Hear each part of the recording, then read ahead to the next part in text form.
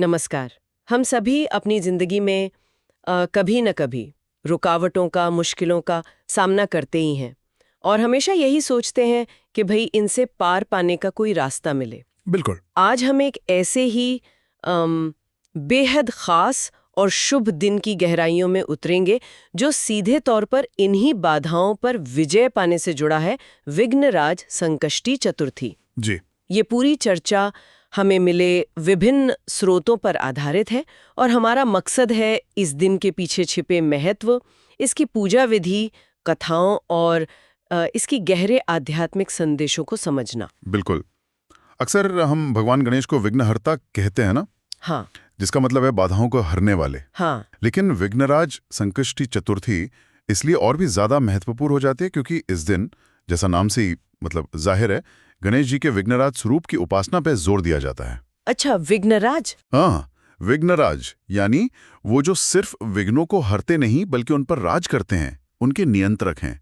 स्रोत बताते हैं कि इसी वजह से इस दिन की गई पूजा अर्चना जीवन की जटिल से जटिल बाधाओं को भी शांत करने की क्षमता रखती है। ये दिलचस्प है, विघ्नहर्ता से विघ्नराज तक का सफर। तो चलिए इसी विचार को और खोलते हैं। सबसे पहले ये स्पष्ट करते हैं कि संकष्टी चतुर्थी होती क्या है।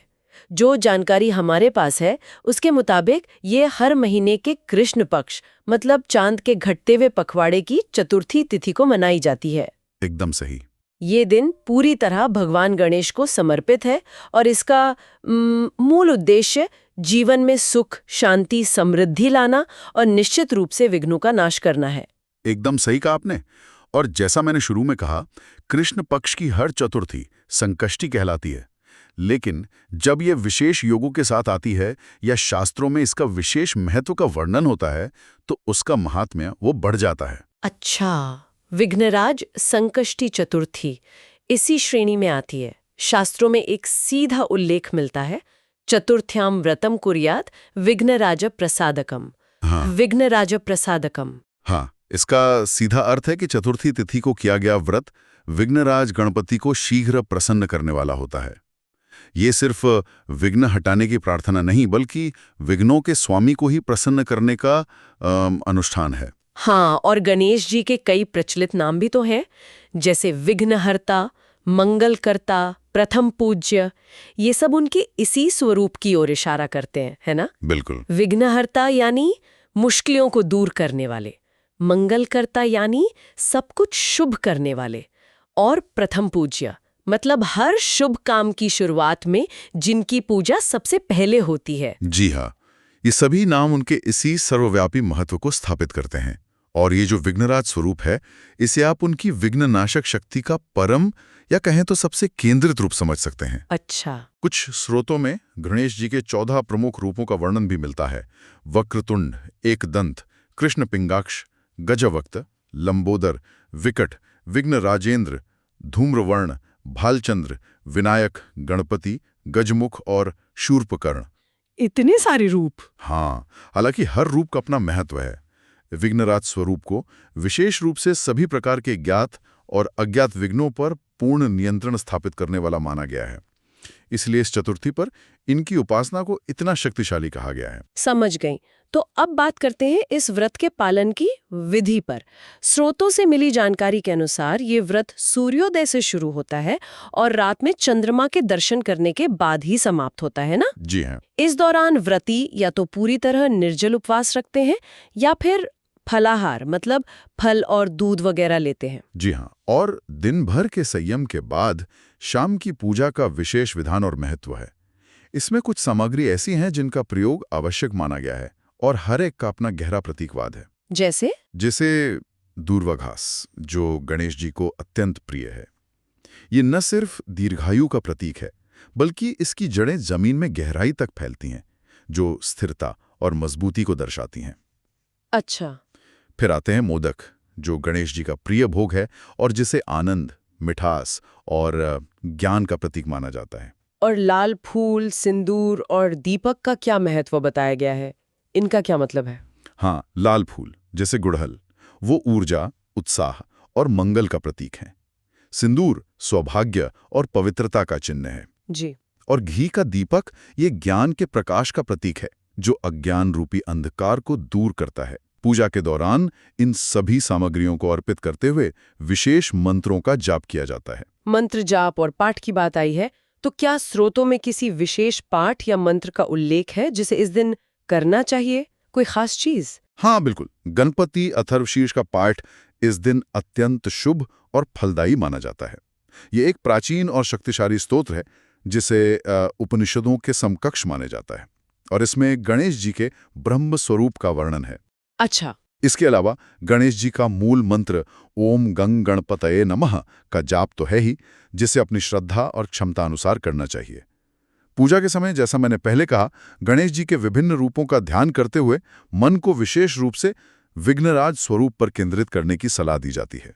शाम की पूजा विधि तो समझ आ गई, लेकिन एक और महत्वपूर्ण अंग है इस व्रत का, चंद्र दर्शन। स्रोतों में इस पर काफी जोर दिया गया है।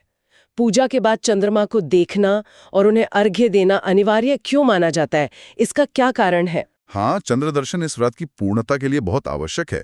अर्घ्य दिए बिना व्रत अधूरा माना जाता है। अच्छा। इसके पीछे एक गहरा प्रतीकात्मक और आप कह सकते हैं मनोवैज्ञानिक कारण है, जैसा स्रोत बताते हैं। हाँ, सुना है मैंने। चंद्रमा को ज्योतिष और शास्त्रों में मन का कारक माना गया है। हमारी भावनाएं, कल्पनाएं, मानसिक स्थिति, ये सब चंद्रमा से प्रभावित होती हैं। हाँ, सुना है मैंने। वही भगवान गणेश बुद्धि, विवेक और स्थिरता के देवता हैं। तो संकष्टी चतुर्थी की पूजा के बाद चंद्र दर्शन और अर्घ्य देना एक तरह से बुद्धि, गणेश और मन, चंद्रमा के बीच संतुलन स्थापित करने का प्रतीक है। अच्छा, बुद्धि और मन का संतुलन। जब बुद्धि स्थिर हो और मन शांत हो, तभी जीवन में सच्ची शांति और सफलता मिलती है ना? ये तो बहुत गहरा संबंध है। स्रोतों में एक प्रसिद्ध कथा का भी उल्लेख है जहां भगवान श्री कृष्ण पर स्वयं तक मणि चुराने का झूठा कलंक लगा था। हाँ हाँ। कहा जाता है कि उन्होंने भाद्रपद मास की शुक्ल चतुर्थी का चंद्रमा देख लिया था, जिसे देखना वर्जित माना जाता है, और इसी कारण पर यह आरोप लगा। बाद में उन्होंने गणेश जी की आराधना करके ही इस दोष से मुक्ति पाई थी। बिल्कुल। तो क्या संकष्टी चतुर्थी पर गणेश पूजन के बाद चंद्र दर्शन करना इस तरह के दोषों का भी निवारण करता है? बिल्कुल, ये कथा इसी बात की पुष्टि करती है। देखिए, गणेश चतुर्थी जो भाद्रपद शुक्ल चतुर्थी का चांद देखने से दोष लगता है, ये माना जाता है। हाँ। लेकिन संकष्टी चतुर्थी जो कृष्ण पक्ष की चतुर्थी का चांद गणेश पूजन के बाद देखना शुभ माना जाता है, और कहते हैं कि ये अनजाने में हुए चंद्र दर्शन के दोषों को भी शांत करता है। इसीलिए पूजा के बाद चंद्रमा को दूध या जल का अर्घ्य देकर ही व्रत खोला जाता है। ये मानसिक शांति और भावनात्मक स्थिरता पाने का एक महत्वपूर्ण अनुष्ठान है। अब बात करते हैं उन पौराणिक कथाओं की जो इस व्रत के महत्व को और भी उजागर करती हैं। एक कहानी जो अक्सर सुनाई जाती है वो देवताओं और दैत्यों से जुड़ी है।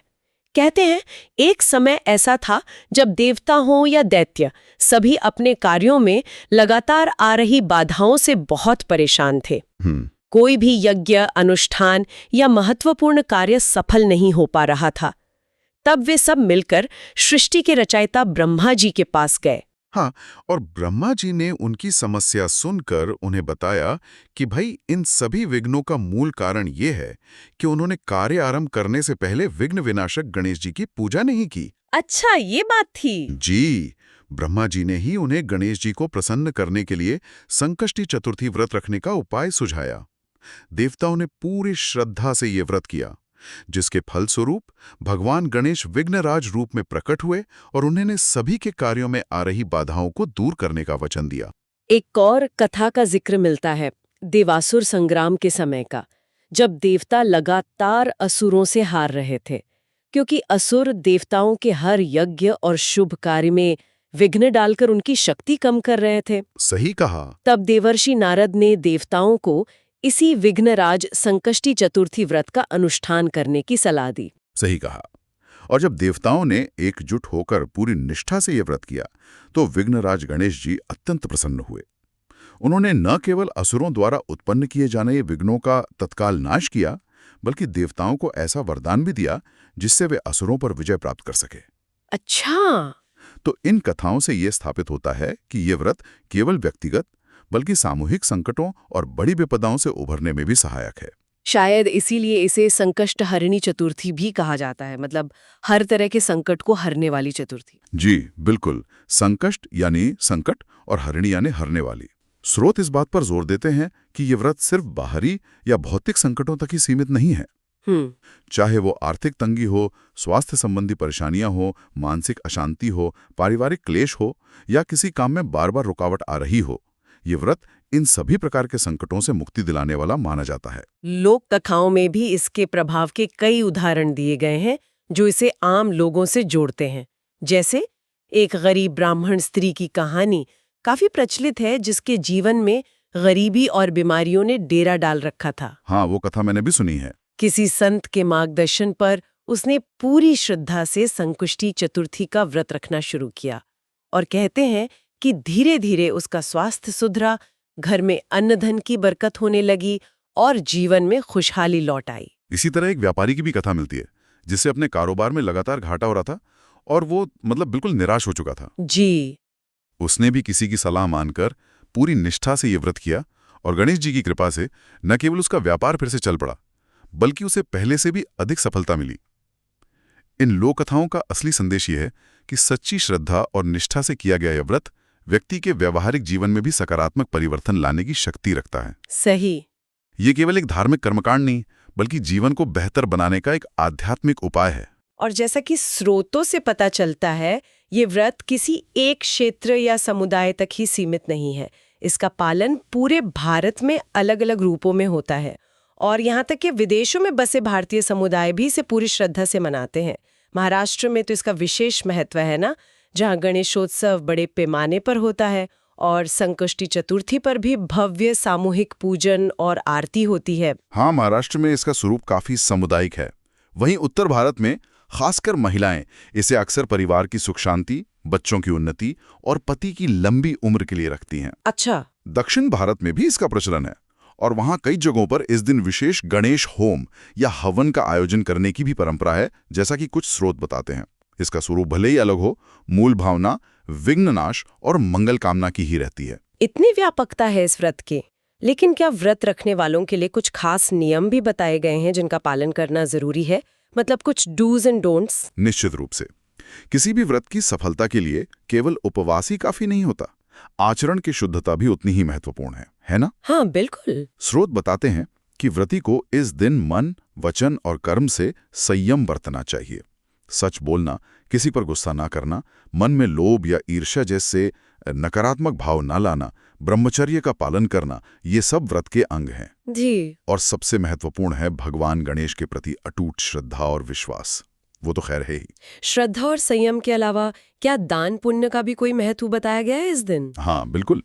भारतीय परंपरा में किसी भी शुभ अवसर या व्रत के साथ दान पुण्य का महत्व जुड़ा ही होता है। संकष्टी चतुर्थी के दिन भी अपनी क्षमता अनुसार गरीबों, जरूरतमंदों को भोजन कराना या अन्न, वस्त्र आदि का दान करना बहुत पुण्यदायी माना जाता है।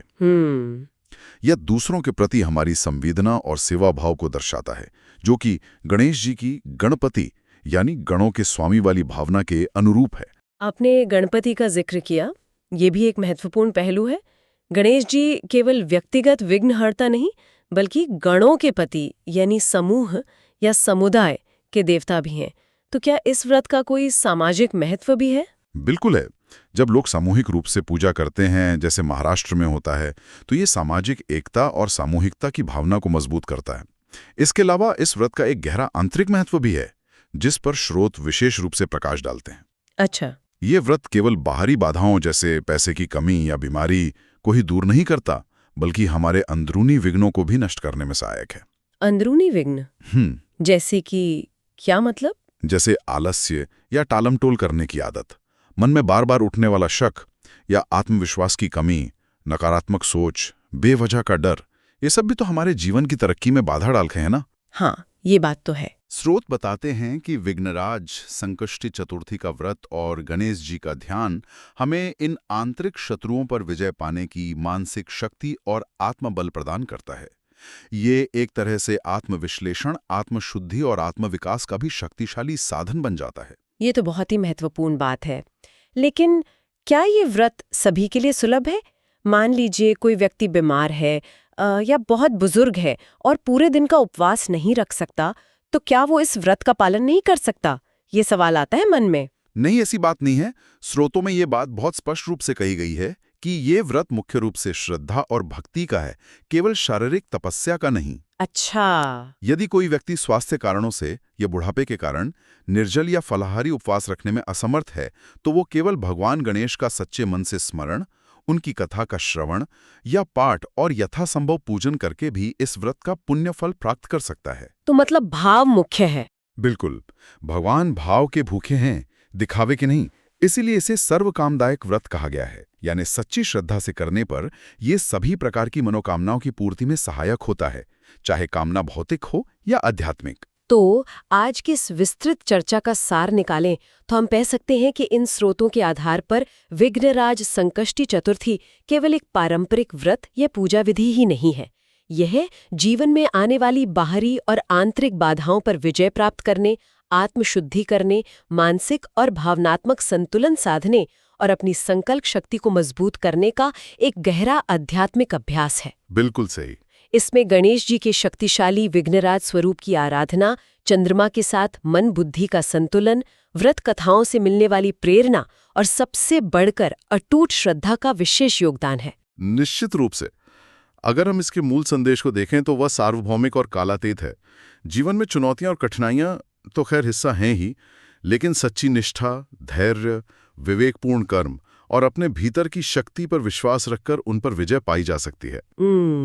भगवान गणेश का विघ्नराज स्वरूप इसी अदम्य इच्छा शक्ति, अटूट विश्वास और हर संकट का समाधान निकालने की क्षमता का प्रतीक है।